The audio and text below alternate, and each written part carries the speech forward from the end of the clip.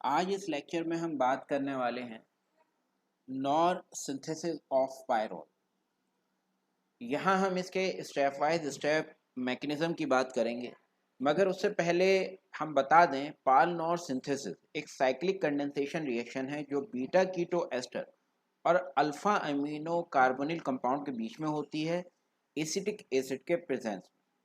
यहाँ हमने एक एग्जाम्पल शो किया है जिसमें ethyl two amino एसिटो acetate ethyl एसिटो acetate के साथ साइक्लिक कंडेंसेशन रिएक्शन दे रहा है, जिसमें हमें diethyl 3,5 dimethyl pyrrole 2,4 dicarboxylate के डेरिवेटिव मिल रहे हैं।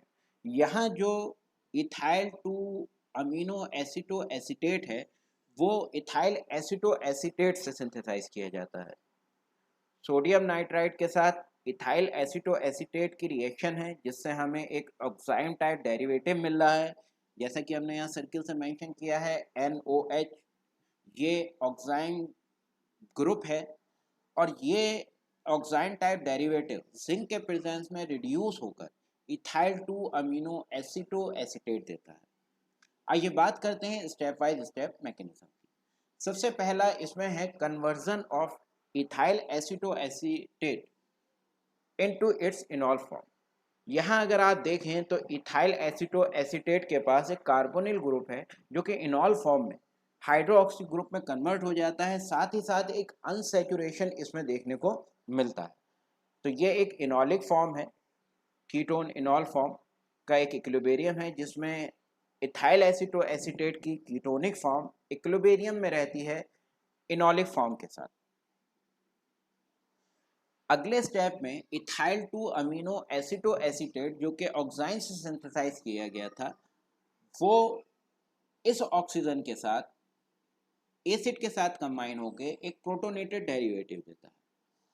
अगले स्टेप में ये protonated ethyl two amino एसिटो acetate derivative इनॉल form के साथ रिएक्ट करता है और हमें फर्स्ट इंटरमीडिएट देता है जो कि यहाँ फर्स्ट नंबर से मेंशन है।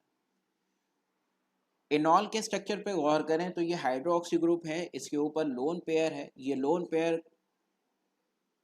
इस कार्बन के डबल बॉन्ड के साथ कॉन्जुगेट करता है और protonated ethyl two amino एसिटो acetate के कार्बोनिल कार्बन के ऊपर न्यूक्लियोफिलिक अटैक करता है और हमें फर्स्ट इंटरमीडिएट मिल जाता है। ये फर्स्ट इंटरमीडिएट डिहाइड्रेशन के बाद, जैसा कि यहाँ मेंशन किया गया, नियर बाय कार्बन के ऊपर हाइड्रोक्सी ग्रुप और हाइड्रोजन है, वो कंबाइन होके वाटर मॉलिक्यूल को रिलीज कर रहे हैं और हमें सेकंड इंटरमीडिएट दे रहे हैं। इस सेकंड इंटरमीडिएट के स्ट्रक्चर को आप गौर से देखें तो यहाँ पे ये इलेक्ट्रोफिलिक सेंटर है। ये इलेक्ट्रोफिलिक सेंटर इलेक्ट्रॉन विड्रॉल की वजह से बना है जो कि प्रोटोनेटेड ऑक्सीजन है कार्बोनिल ग्रुप की, वो इलेक्ट्रॉन को अपनी तरफ शिफ्ट कर रही है। यहाँ पे जो इलेक्ट्रॉन शिफ्टिंग की टेंडेंसी होगी वो कार्बोनिल के ऑक्सीजन से ज़्यादा होगी, क्योंकि यहाँ कार्बोनिल का जो ऑक्सीजन है वो प्रोटोनेट हुआ है, उसके ऊपर पॉजिटिव चार्ज है जो इलेक्ट्रॉन को अपनी तरफ ज़्यादा शिफ्ट कर रहा होगा, जिसकी वजह से यहाँ पे जो इलेक्ट्रोफिलिक सेंटर बनेगा वो काफ़ी स्ट्रांग होगा। और वहीं ये NH2 ग्रुप जिसके पास लोन पेयर है वो इस कार्बोनिल कार्बन के ऊपर न्यूक्लियोफिलिक अटैक करेगा और हमें ये एक चार्ज हाइड्रोक्सी पायरोल का इंटरमीडिएट देगा। ये चार्ज हाइड्रोक्सी पायरोल का इंटरमीडिएट थर्ड अपने इन नियर बाय हाइड्रोजन और हाइड्रोक्सी ग्रुप को कंबाइन करके यहाँ से वाटर को रिलीज करेगा और ये वाटर यहाँ से प्रोटॉन को एक्सट्रैक्ट करेगा और हाइड्रोनियम आयन देगा और हमें साथ में क्या मिलेगा, diethyl 3,5 dimethyl 1H pyrrole 2,4 dicarboxylate का डेरिवेटिव मिलेगा। अगर इस डेरिवेटिव को हाइड्रोलाइज किया जाए तो ये डाई कार्बो ऑक्जेलिक एसिड में कन्वर्ट हो जाएगा और ये डाई कार्बो ऑक्जेलिक एसिड डी कार्बो ऑक्साइलेशन के बाद हमें 3,5 डाई मिथाइल पायरोल का डेरिवेटिव देगा।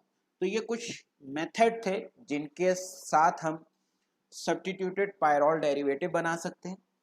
इनके मैकेनिज्म हमने स्टेप बाय स्टेप स्टडी किए। अगले लेक्चर में हम बात करेंगे पायरोल की केमिकल प्रॉपर्टीज या केमिकल रिएक्शन के बारे में।